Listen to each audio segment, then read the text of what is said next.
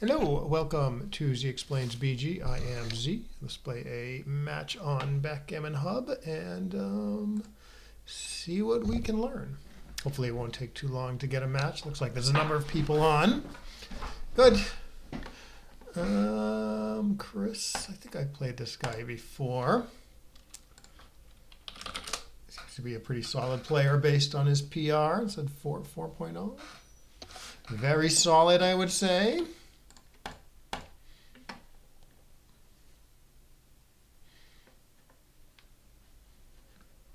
Well, so far so good. All right, hitting. I think, given that 13 to 8 is somewhat productive, I think there's not quite enough reason to hit with the 5. Maybe if there was a 5th checker on the 6 or something. All right, so I do want to split in some fashion. This or maybe this. Like I want to provoke some contact here.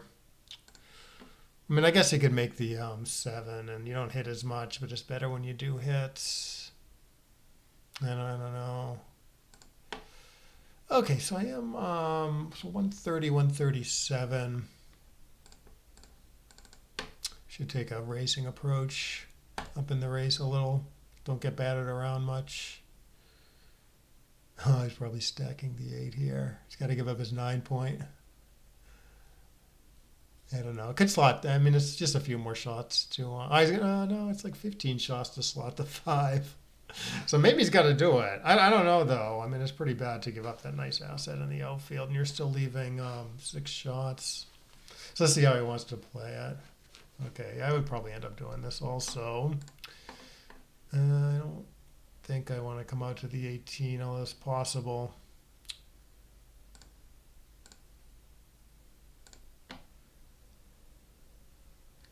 Good thing I didn't.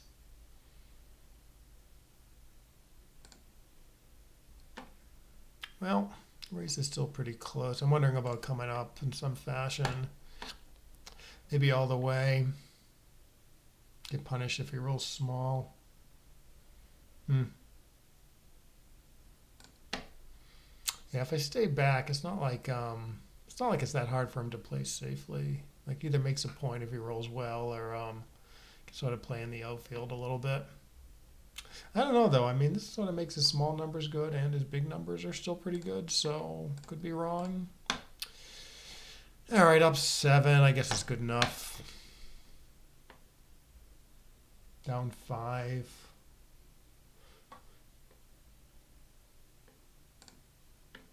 Up 9.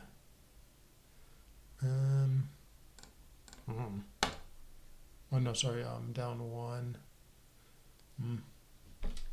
Down 21. Oof. I know I have the pip counts right there, but I like to practice for live play, where sometimes you keep a running count like I've been doing. All right, so what is this? This is only 10 pips, so this should be double take, I would assume, in an 84 pip race between, at least for money. He's up more than 8%, so it's a double, and he's up less than 12%, so it's a take. That's sort of the money rule of thumb. That's a little different at the match score, where I can take a little deeper. Still 10.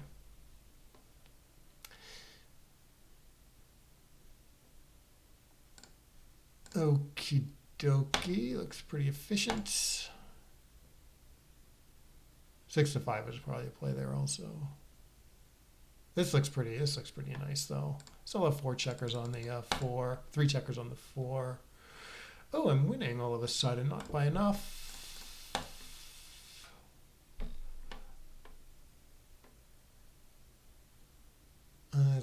That looks wrong.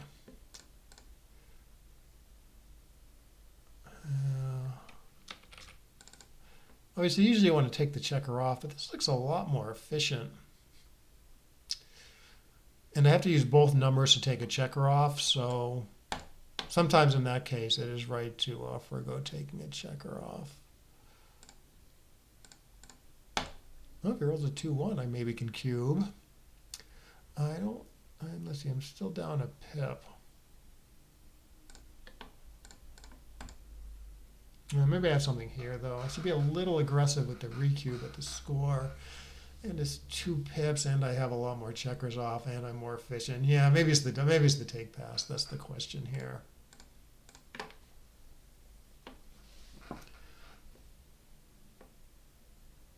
Might even be a pass because I don't know. I look quite. He's got no checkers on his 6. That hurts his efficiency. Seems like he has more checkers than me. That should hurt his efficiency somewhat. So 2 pips, which normally would be a take, and 26 pip race. I think due to the efficiency arguments and possibly due to the score arguments where his take point's a little elevated. Maybe that's, yeah, maybe I think he's right to pass. And it's not even that close, I think. But we'll take a look at the computer analysis afterwards. Oh, that's nice. So yeah, you just make the 7 here. Even if he has just 5 yeah, I don't think this is right. I mean, it's not right. Even if I open up with a 6-3 on the opening roll, and then he rolls 3-3, you're supposed to just make the 7 there. And here he's already escaped a guy, so he's more reason. I think he has more reason to play safely and unstack the heavy midpoint. You know. So that's probably a significant error. This play wins more gammons. So there's a little argument at the score for it, but I don't think it's strong enough. Here I would probably hit.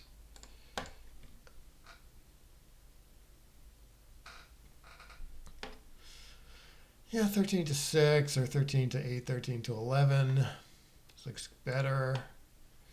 I don't know. I don't know if I want to be on the 21 or the 20. Although I do want to be able to do this. So I guess that dictates that. Okay, now he can hit me. He will hit me now.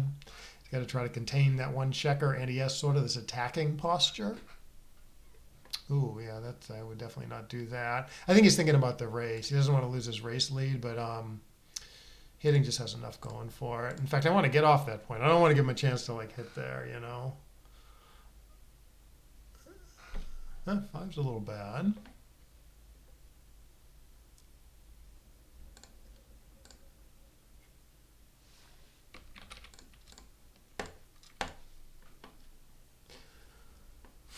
Now he can hit. Now he can hit 6-1.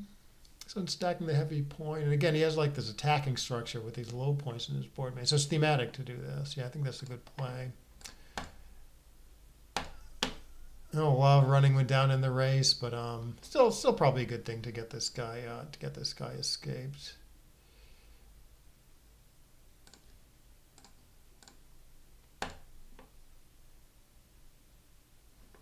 Boop.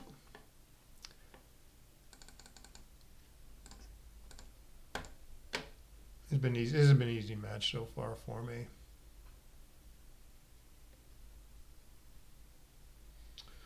I would not leave me a shot here.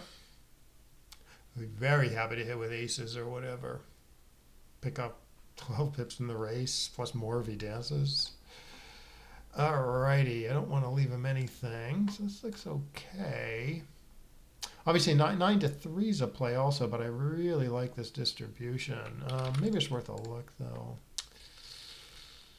Just slots the better points. All right, I'm going to go with my gut.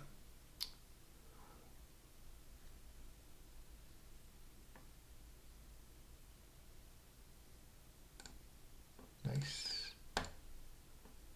I still don't have anything, I think. I want him to be a little bit more crunch since I'm down in the race so much.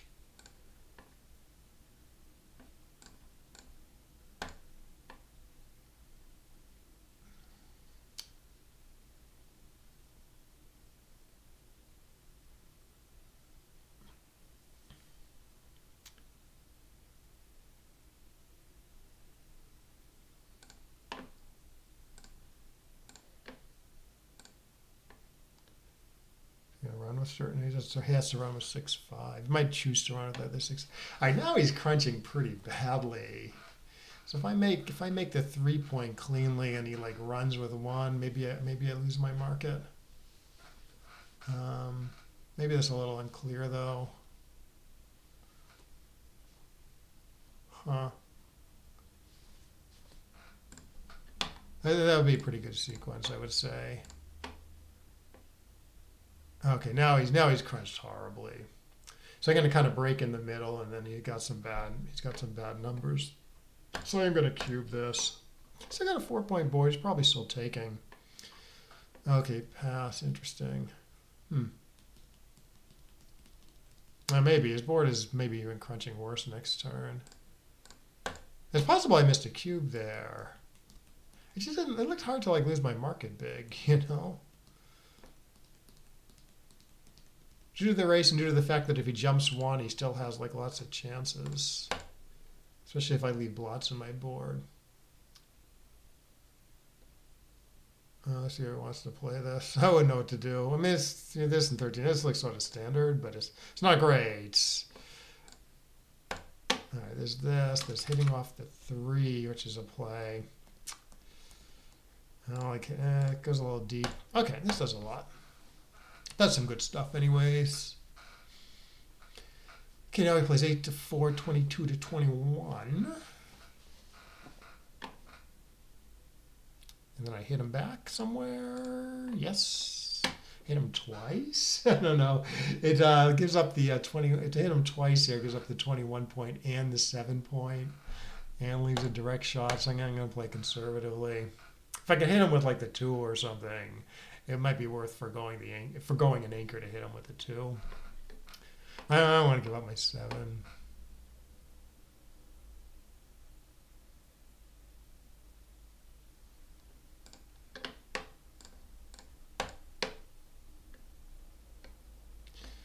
Okay.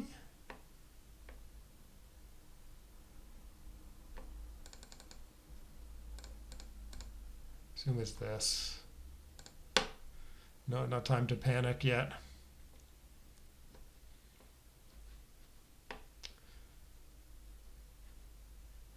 Okay. Let's just make the 11. Looks sort of like what I would do. Everything else is sort of fishy. I mean, making the 11 is a little fishy because it leaves the back checker a little stranded. But everything else looks sort of worse to me. I think 7 to 2 squared after jumping. That doesn't seem right. Okay, so this looks good. This looks good. I think I can take quite deeply here, like a 17 or 18%. It's 2-away, 5-away score where I'm 2 away. Take point is very, very deep. Because if I pass, he gets to like this comfortable 4-away score. All right, maybe I should try to contain this checker. Maybe I want to keep the 4 points slotted. Obviously, the safer stuff. Oh, he got me. Yeah, I was thinking about playing maybe 8 to 7 there. I like having a little bit of diversification in the outfield.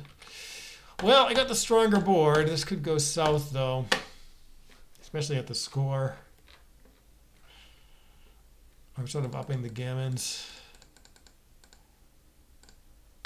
Shoot. I got to be careful about taking when there's gammons floating around. But I do win this a ton. So maybe I should go double take or something. Well, he's maybe thinking it's not that gammonish, but normally wins significant gammons here. Often going to have 5 men back. Sometimes a bad position, like this.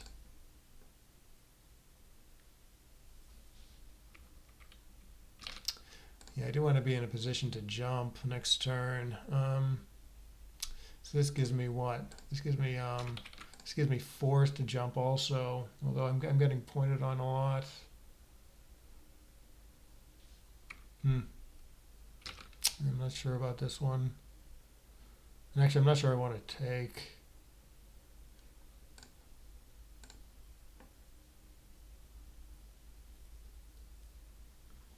It seems like Seems like it's fairly gammonish, and it's a pretty decent, pretty reasonable cube for money, maybe, you know? So maybe that means it's a pass at the score. Because I could certainly lose a gammon here.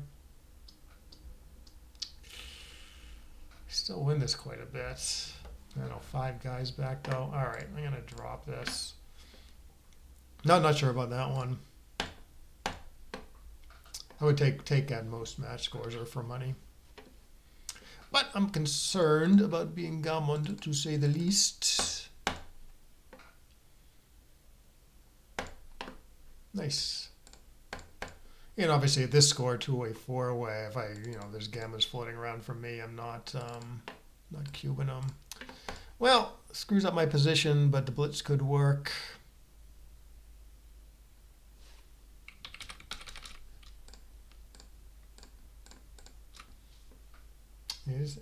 All right, I think this is plausible enough.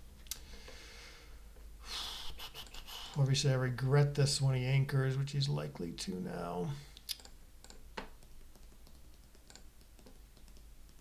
3-6.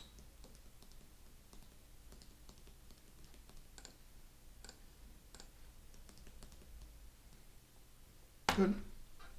Maybe we can resume the blitz next turn, maybe. Blitz resumption.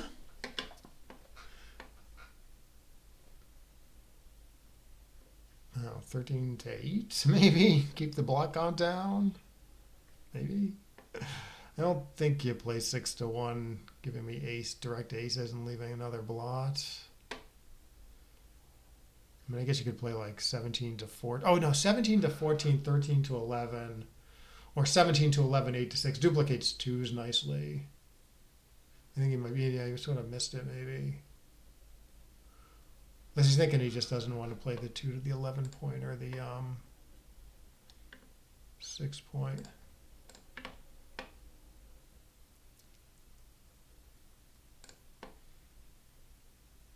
I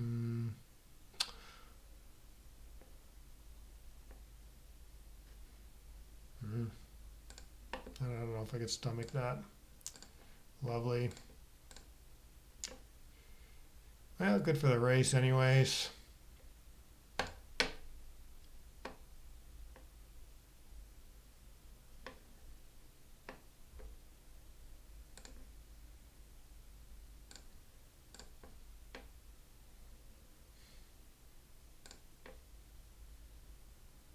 All right, his take point is 18.6, which he easily has.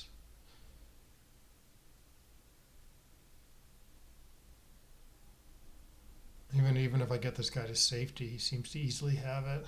So definitely no double here. I could double this though. Well, that's a pretty good roll. Pretty big roll. Yeah, it seems like there's a lot of contact and a lot of still some race. So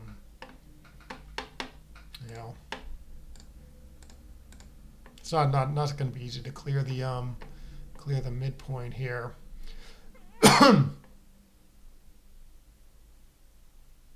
He's thinking about cubing? No, that'd be crazy. Beware, beware.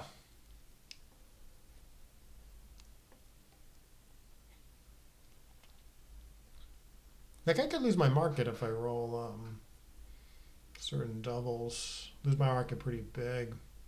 So probably I would double this for money. I just don't know what the score. We should take pretty deeply.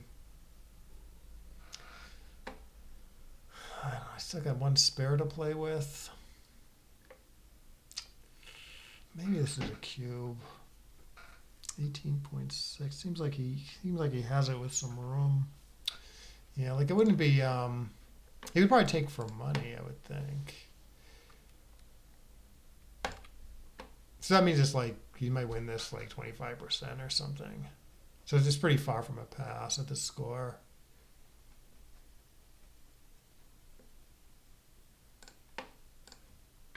All right, I guess I save a 6, which seems key based on the timing of the situation. Okay, like he makes a point, and then I don't want to be forced off the midpoint right away. Although I am with 6-5. Yeah, just 6-5.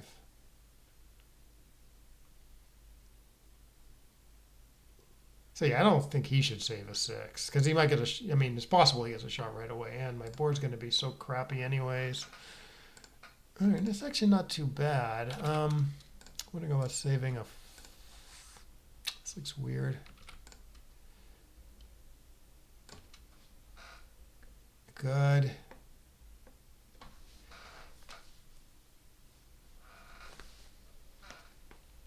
I don't know about the cube here. Got 15 good hits, but I don't win all of them.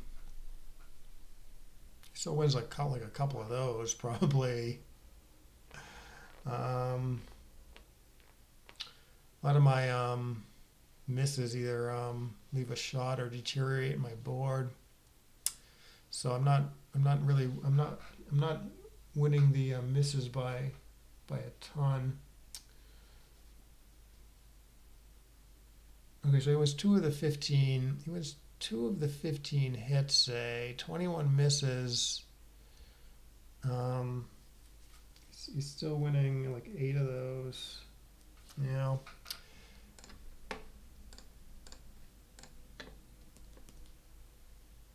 All right, now I should just cash this one in.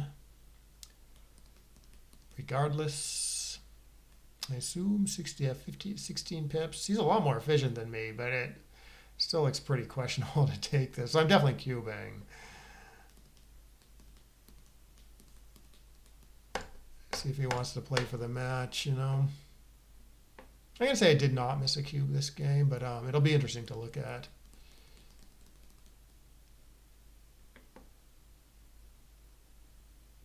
Yeah, we'll take a look at the XG analysis afterwards. Okay, 4-1. Yeah, so the reason why I said his take point is 18.6. That's what XG has as his equity from this 4-way, 1-away Crawford score,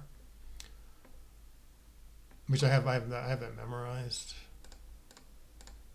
I don't have everything memorized, but I happen to have that. I happen to have that one memorized.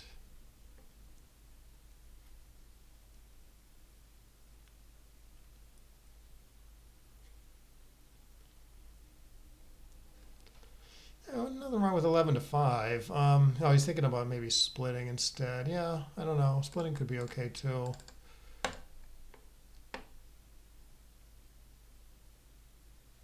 Yeah, this is what I would do. And they'll probably making the ace wins more gammons. Gammon price, surprisingly, everyone thinks it's like 0.7 or 0.8, meaning like more valuable than money at the score, but the computer has it as only like 0.5 or a little higher. So it's kind of like money like. It's weird. I think everyone gets that wrong. So I think, you know, even though at pure gammon go, you would make the ace probably. It might be wrong at the score. Yeah, if you're gonna hit off the ace, I would say you should just make the ace. If you're gonna blitz, maybe just blitz, you know. Now don't try this like half measure thing where you're kind of both priming and blitzing. You can hit here.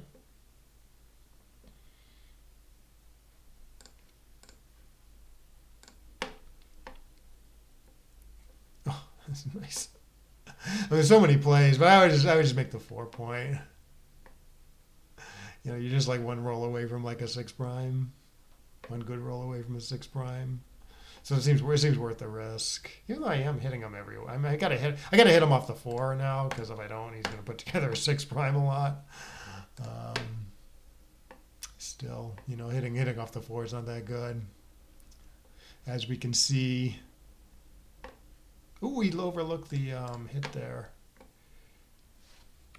Well, 1. Okay, so I do this. He enters, and I'm still stuck. Yeah, maybe I just try to solve all my problems, just hope to get missed.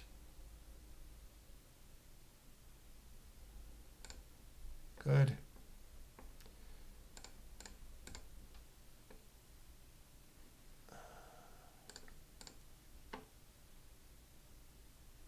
Five, two. I'm getting hit with 5-5, but I like the distribution in the O field.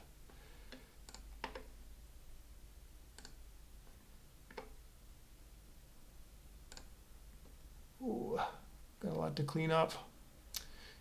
Okay, a few ways to do it. I guess I want to try to deny him this deep anchor here. 4-5, yeah. Kills the checker on the 3 though.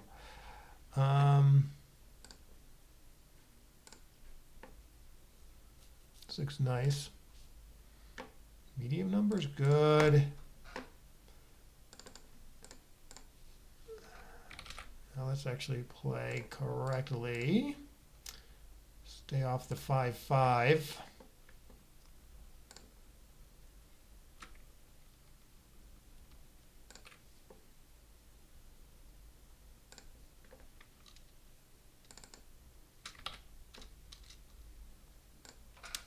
All right, let's see, 6-6, 5-5, 4-4, 3-3, 2-2, 1-1, 6-5, 6-4, 6-3, 6-2, 6-1, 5-4, 5-3, 5-2, 5.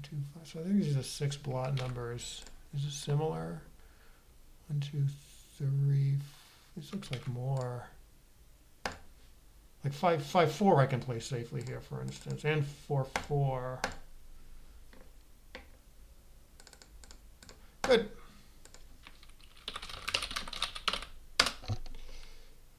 Yeah, his error rate is going to be high because he overlooked that that hit with the 5-4.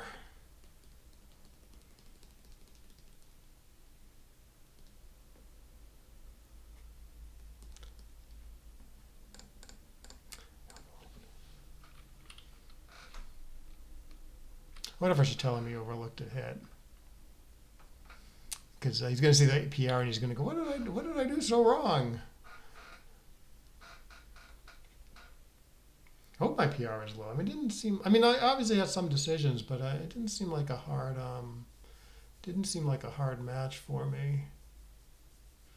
Could have got some of the key decisions wrong though. Yeah, 2.4. Okay, I didn't play perfectly, but I played pretty good. Okay, so let's download this. Go to XG mode.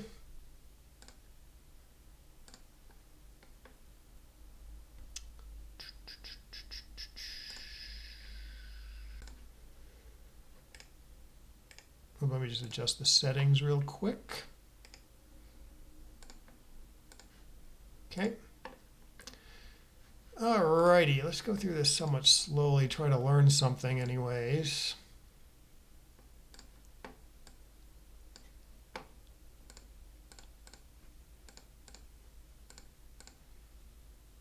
Right, yeah, hitting here is quite the error.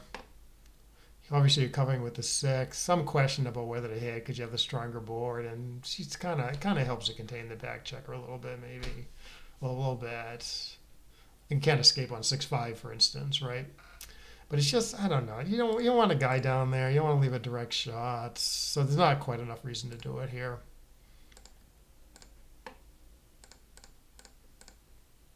Right. Okay, so making the 7's not too bad. But obviously, if your goal is to hit him next turn, you should split in some fashion to provoke some contacts. And I don't know. I mean, sometimes the computer likes splitting with the 1 as opposed to the 6 because split with the 6, you get some productive hits on the 7 point. But there's not a lot of like good hits that don't leave a bunch of return actions. So I guess maybe the split to the 18 is preferred. Maybe hit a little more next turn. I mean, okay. Mostly I'm just trying a racing approach. So is this right? Yeah, this is right. Fine. Computer. Everything's pretty close. Okay, yeah, I don't know.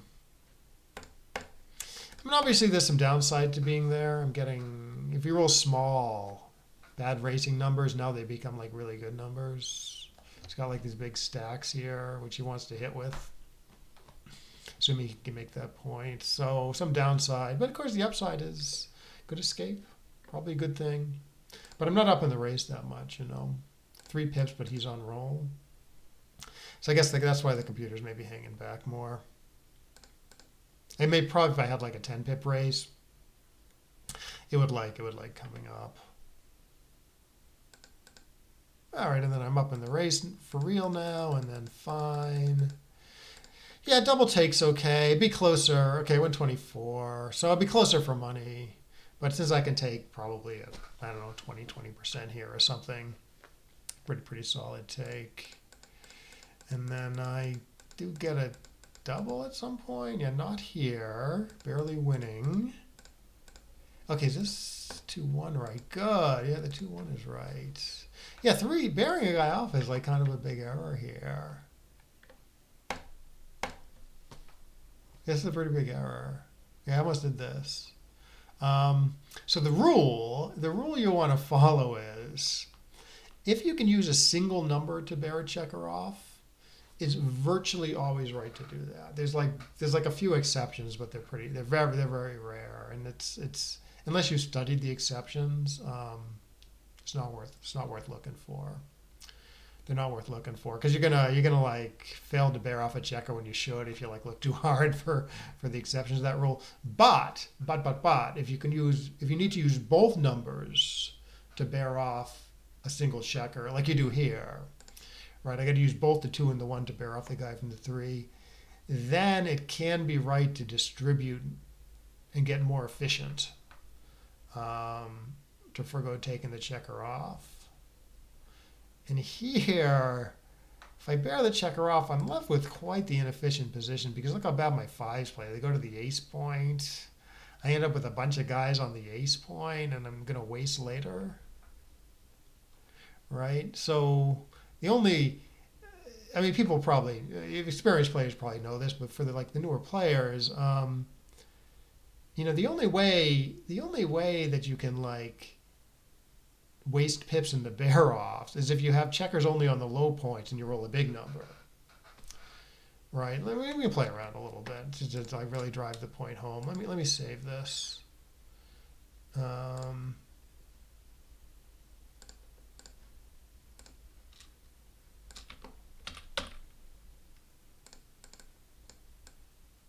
Really, the only way you're going to waste is if you have a position like this and you roll like a 6 or a 5. Say you roll like a 6-1 here. You're wasting 2 pips, right? Because you rolled a 6 and you have to bear a checker from the 4 with it. So you want to try to avoid this.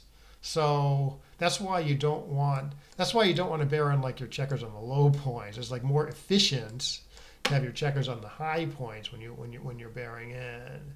However, it doesn't work well to put all your checkers on to aim for like a structure like this. This doesn't work well, because now you roll 5s and 4s, you end up with checkers on the low points later, and then that's going to lead to later wastage. So that's why the right bearing technique is you want like a triangle formation, like this, more on the 6 than on the 5, then on the 4, then on the 3, then on the 2. So this is a very efficient structure. You're going to waste very little this way. Actually, the most efficient structure is I think 7, 5, 3, like this. But so this is a good structure to aim for too. But often you already have checkers on the 2 and 1 points, so you aim for more. Of this, right? So that's why the structure that I had when I made that 2-1 play.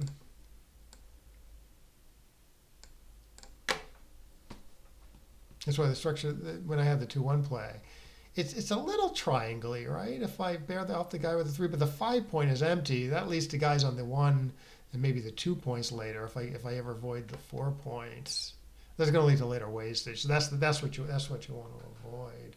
And so we can look at his decision with the 6-1, right? His play is wrong because you make his play. He's going to avoid the 6 point later, and then he rolls a later 6, and he wastes a pip, right? So he's not making full use of his numbers. like you should be aiming for. Now, sometimes it is right to make plays like 6 to 5 here, but they're like when you're desperate and you like need double fives to bear off 4 checkers. Here the game's like pretty close enough that she's not so desperate. So she just kind of play normally, try not to waste pips. Like he's 40%. That's pretty close.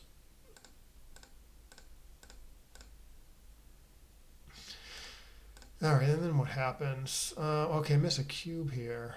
Yeah, I guess this wouldn't. I'm gonna say this is not a cube for money, but it's only a cube due to the score. Yeah, you should be like non-gammonish positions. You should be like a little aggressive at with the recube at 5 away, 5 away. Take points like a little elevated. It's probably like 25% as opposed to like 22% for money, say, where you get a few extra percent of room because you get recube potential. But here the recube potential isn't worth that much, and losing 4 instead of losing 2 is especially bad. So I should be like a little cautious about taking, and I should be a little aggressive with doubling. Here we can demonstrate that. Yeah, this is the score-based eval. This is the money eval, right? Pretty big error. So you can see how much the score matters. Yeah, so if I thought about the score a little more, maybe I could find that. It just felt like no double to me. And then I improve, and then it's a big pass. Yeah, pretty big pass. Right, so here, yeah, so they're making the 7 is sort of the standard thing here. Even if it's his first roll, like say I roll 6-3 on my first roll and he rolls 3-3, you just want to lock up the awesome 7 point, leave no shot, unless maybe it's gammon go or something. So here he's escaped a guy. He's got an extra big stack on the midpoint. There's even more reason to do that.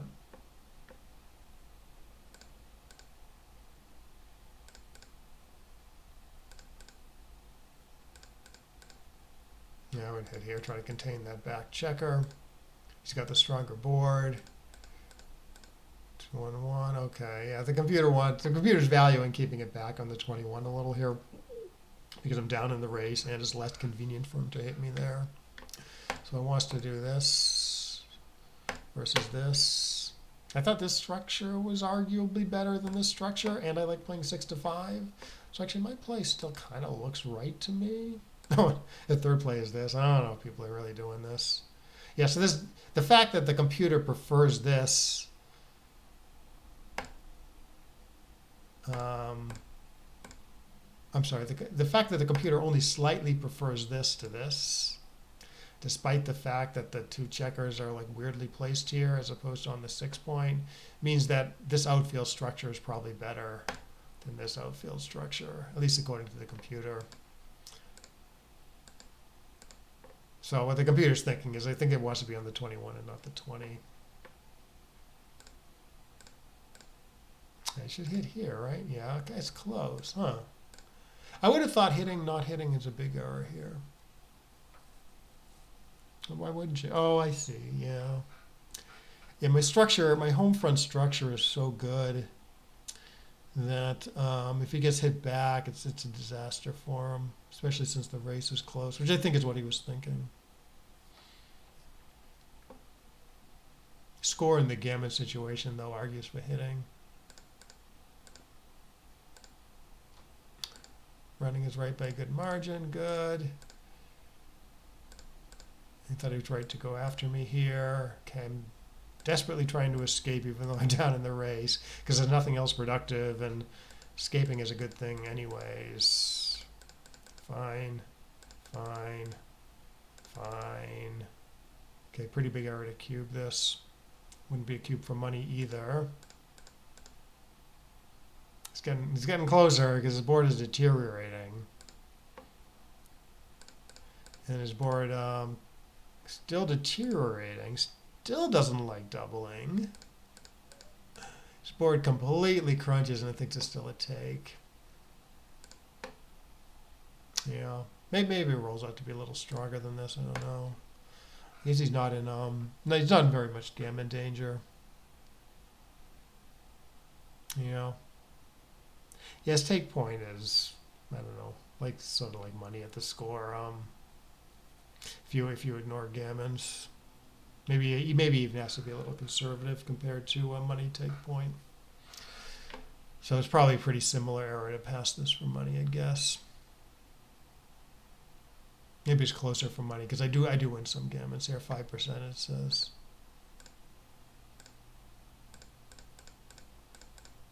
All right, 2-1. How bad is hitting? Hitting's pretty bad. Hitting off that weird low points. 3-3. Okay, computer wants to do what? Oh, it prefers the 10 point to the 3 points. I see. Keeping the point in front of the anchor for blocking purposes makes sense. 6-4, nothing else. 5-5 was good.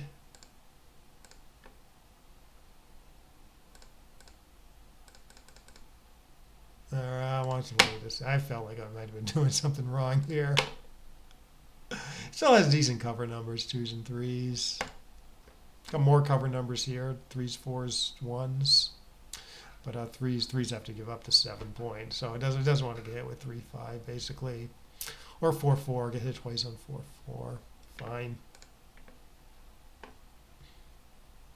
Might play wins more gammons and loses more gammons. And loses more games. So it's probably going to like my pass then, right?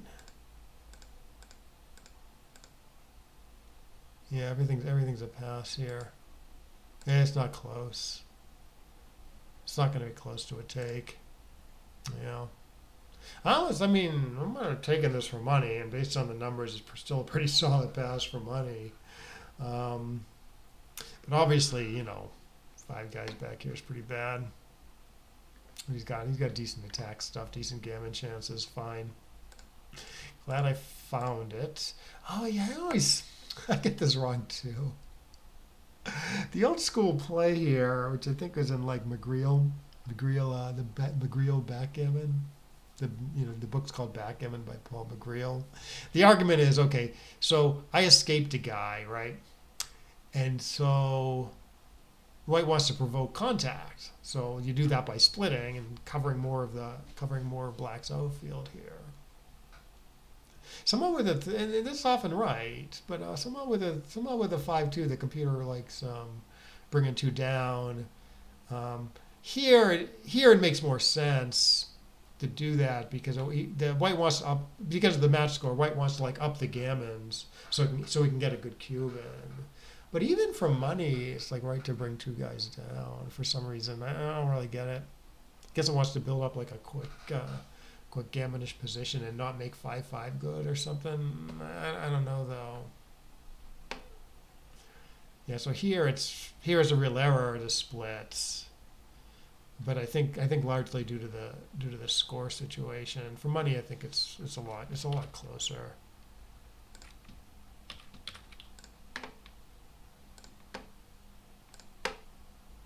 Yeah, 0.015. So you do want to know this play. All my life, 20 plus years, I thought splitting was the play. I probably did it like 100 times in my life, you know. And so I learned this like maybe a year or 2 ago, and I have to keep it in my head, you know, because it does come up. Because obviously everyone runs with a 6-5. Anyways.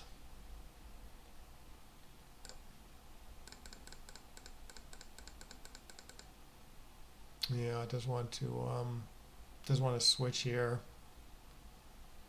Quite clearly wins more gammons till they go after the blitz. I was gonna say it's arguably better for the win than something like this, but computer actually thinks this wins the most, or maybe this wins the most. Yeah, it likes this. It likes this the most for the win, or this the most for the win. Yeah, whatever. But yeah, the gammon situation, obviously, you gain by blitzing. I don't really understand why he likes making the 11 as opposed to getting another builder for the 3. This does leave the big stack on the 13, you know. So even though like these attackers are worse placed, there's 2 of them there, and it fixes the distribution. Okay. Okay, fine. Yeah, 13 to 8, that looks weird because we can duplicate my hitting twos by playing 17 to 14. Might have just overlooked it. Ugh, gross. I think the game's still pretty close. Yeah, here it starts occurring to me that I could possibly cube this, but I just thought it's like a money take, right? So his take point's like quite lower than quite a bit lower than for money. So yeah, it'd be a huge error to cube this. I wouldn't think it'd be this big, but he does win 33% and get to recube me back to 4, which that's going into this this equity difference. The fact that I'm putting I'm putting 3 extra points at risk by doubling, and I can only use like one of those extra 3 points, or one of those extra. I'm putting, yeah, because he doubles me to 4. Game's going to be worth 4, but I only need to use one of those. I only need to use one. So there's sort of 3 extra points at stake, but I only get to use one of those. So that affects that sort of equity difference. Okay, but is this getting close? No, that still isn't getting close. 31%. Oof, that'd be a big error. Okay, and then it's. Oh no, it's not even. I might have. I was expecting a pass here, to be honest. He still wins 21% due to the efficiency difference. This is like almost a money take. Huh. Yeah, it was way off. It's not tough to evaluate because the position is so lopsided. Oh, good doubling practice because apparently you get some passes. I might have passed this too. Yeah, I'm not really sure how to. I mean, there's various various formulas you can use for like the bearoff, but I don't know if they work that well when there's like big stacks on the ace and deuce points, and they're sort of geared towards money mostly. So if you go to analyze race formulas, it calculates the various race formulas for you. Like there's a Keith count, which I sometimes use, but it says this is a take for money, which is wrong. I mean, this is a pass for money, but if you did like the Keith count here and it came out with a take for money, you'd think, well, it's probably a take at the score, because the take point is quite a bit less than money, so that might have helped here actually. Yeah. Yeah, the 6-6 did look funny. Like if you're going to attack, you should make the 1 points. Say you play 13 to 1 with 2 of them. Might as well just make that point at that point because you're sort of attacking, and you'd rather have the ace point made than a blot there. But the gammons aren't, like I said, the gammons aren't super valuable at the score, so computer just wants to do sort of the more normal thing. Whereas at a pure gammon go score, it might be, yes, it's probably close. Like 2 away, 1 away Crawford. If he needs 2, I need 1. It's the Crawford game. Gammons are super valuable, so maybe there it's just pretty reasonable to make the ace. All right, so I hit and try to escape. Although it's not great to be on the 22 because he's hitting me back there a lot. It's worth it though. 3-2, yeah, you got a hit here. 13 to 8. I wouldn't think it's this close. I guess it loses. This loses fewer gammons than this, which wins a lot more, fair bit more, I'd say. Oh yeah, then he just overlooks hitting. Yeah, I've done stuff like this before as well. To stop doing this, you have to be very assiduous about saying, okay, I can either enter with the 5 or the 4. You got to look at both of them. You got to say, okay, if I enter with the 5, what's the best 4? If I enter with the 4, what's the best 5? Here it should be kind of obvious, but he was playing quickly due to the time, due to the clock situation. But in other situations, it's like not. If you like jump at entering on a certain number, you're often missing something good you can do when you enter with the other number. You know what I mean?